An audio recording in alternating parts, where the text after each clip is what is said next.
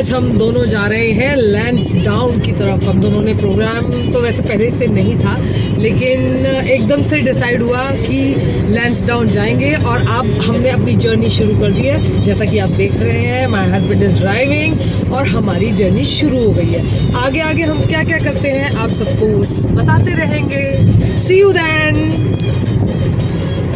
तो ऐसे शुरू हुआ हमारा सुहाना सफ़र और मौसम हसीन लैंसडाउन की तरफ हमारा ये सफ़र स्टार्ट हुआ। और इसमें हमारे साथ था 90s का सुपर हिट म्यूज़िक, जिसे सुनते हुए हम लैंसडाउन तक, पूरे लैंसडाउन तक इन्हीं गानों को सुनते हुए आगे बढ़ते रहे।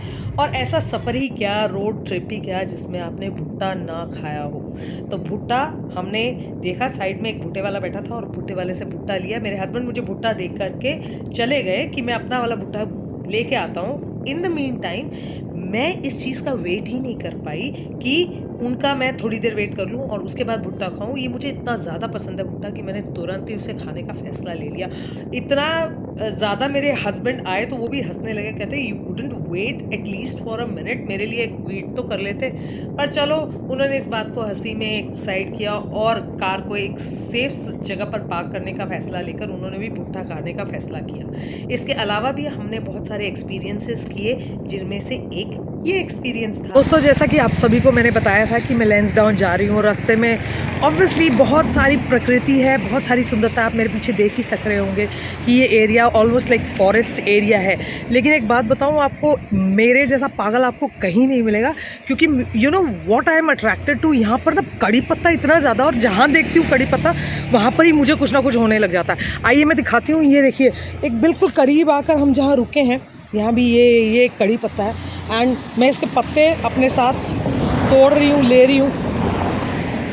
माय गॉड, क्या स्मेल है इनकी, मैं बता नहीं सकती। इतना ज़्यादा मतलब फ्रेग्रेंट कड़ी पत्ता ये वहाँ नोएडा में तो बिल्कुल नहीं मिलता है। इन फ्रेग्रेंट कड़ी पत्तों को अपने हाथ में दबाए हुए, उनकी खुशबू को लेते हुए हमने लैंसडाउन की तरफ अपने सफ़र को और आगे बढ़ाया। और इसी बीच में एक और बड़ा एक्साइटिंग सी बात हम लोगों के साथ हुई।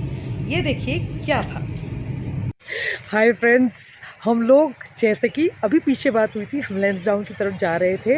तो रास्ते में अभी हमारे पीछे जो है, हम एक जगह पे रुके तो हमने देखा कि कुछ वाइल्ड एलिफेंट्स का एक ग्रुप जो है वो हमारे पीछे की साइड पे, हम लोगों ने उनको स्पॉट किया। हम ही क्या, बहुत सारे लोग यहाँ पे हैं और सभी लोग उनको शूट कर रहे हैं। तो ये वैसे तो अगर जनरली रोड पे आ जाए तो they can be extremely dangerous, लेकिन अभी फ़िलहाल वो इस ठंडे ठंडे पानी का मज़ा ले रहे हैं और पानी के बीच में खड़े हैं। अभी शायद मैं अपने पीछे से आपको इतने क्लियरली नहीं दिखा पाऊँगी, लेकिन आपको अलग से अभी दिखाती हूँ।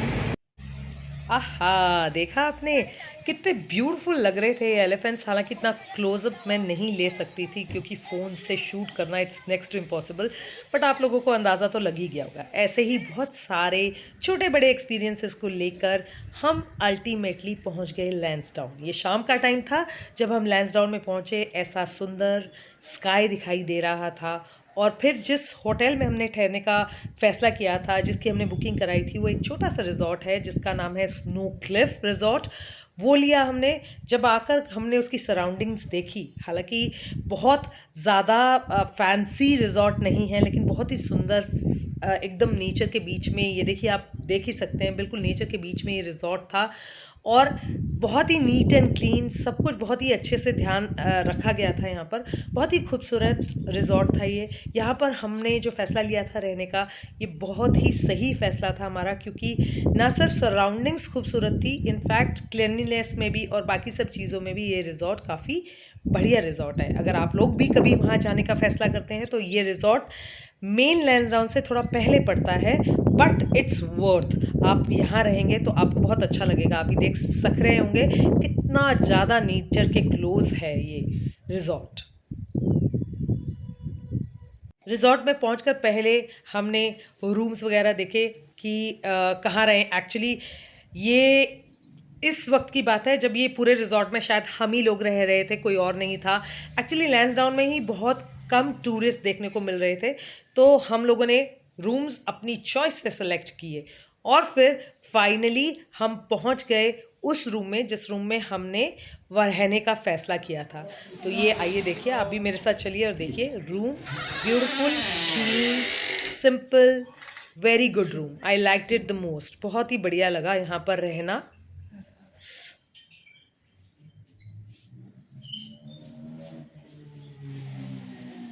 वैसे भी आप जब पहाड़ों में जाते हैं तो आपका मेजर जो मोटिव होता है वो ये होता है कि आप ज़्यादा से ज़्यादा नेचर के पास रहें, नेचर को एंजॉय करें।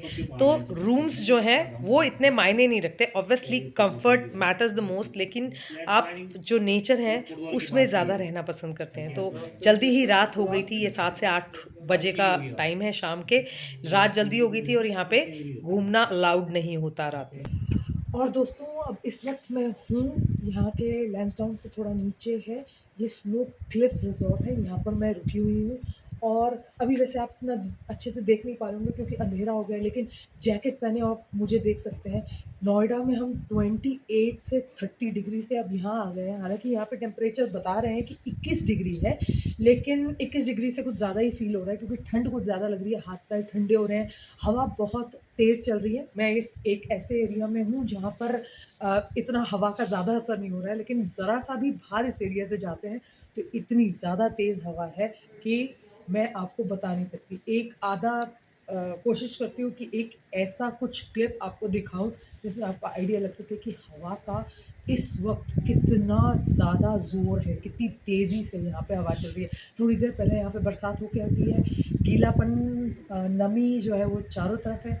समय इस वक्त 8 बजे है, लेकिन लग रहा है कि बहुत ज़्यादा देर हो गई क्योंकि नोएडा में तो हम लोगों को ऐसे रहने की आदत है ना कि ऐसा लगता है कि भाई 10 बजे 11 बजे तक भी सब चीज़ें जो है वो जाग रही हैं, लेकिन यहाँ पर तो भाई 8 बजे का टाइम है और ऐसा लग रहा है सब कुछ सो गया है, सब कुछ डल है, लेकिन शांति बेहद है जिसको तलाशते हुए हम शहर के लोग यहाँ आते हैं। शांति बेहिसाब है। मैं कुछ दिन पहले गई थी नैनीताल में, लेकिन नैनीताल मुझे उतना नहीं लुभाया जितना ये जगह अच्छी लगी है मुझे। ये रिज़ॉर्ट भी अच्छा है, ऐसी लोकेशन पर है और बहुत ही अच्छे व्यूज़ हैं जो मैं दिन में आपका थोड़ा-सा उसको I try and shoot out ताकि आप लोगों को पता चल सके कि यहाँ के व्यूज़ कैसे हैं। It's extremely amazing. अब देखिए आप हवा का बहाव क्या है, यहाँ पर खड़े होकर ऐसा लग रहा है कि जैसे उड़ने का सा एहसास हो रहा है। मुझे पता नहीं मेरी आवाज़ आप तक कितनी पहुँच रही है, लेकिन आई एम सो एक्साइटेड। ये हवा, ये एटमॉस्फेयर, ये वेदर बहुत ही ज़्यादा लुभा रहा है। इस रात के बाद फिर हुई सुबह और सुबह फिर हमारे सामने था ये खूबसूरत नज़ारा। और इसके बाद हम लोगों ने तारकेश्वर महादेव विज़िट किया और विज़िट किया भैरव बाबा का मंदिर, और फिर हम उसके बाद अपने घर वापस आ गए। हालांकि ये पहला वीडियो होना चाहिए था, बट ये लास्ट में दिखा रही हूँ आप सभी को। Anyways, bye bye.